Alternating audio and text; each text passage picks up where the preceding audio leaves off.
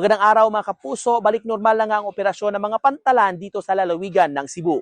Narito tayo sa Liloan Port sa bayan ng Santander sa Southern Cebu kung saan nag-resume na nga ang biyahe ng lahat ng mga barko mula dito sa pantalan.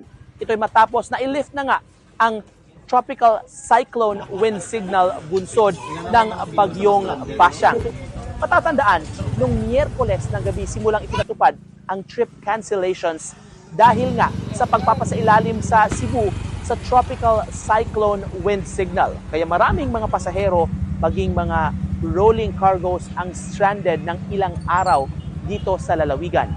Ikinatuwa ng mga pasahero na nagbalik normal na ang operasyon ngayon dito sa Pantalan at makakapagpatuloy na sila sa kani-kanilang mga biyahe. Mula dito sa pantalang ito, may biyahe para sa Sibulan, sa Negros Oriental, maging sa lalawigan ng Siquijor.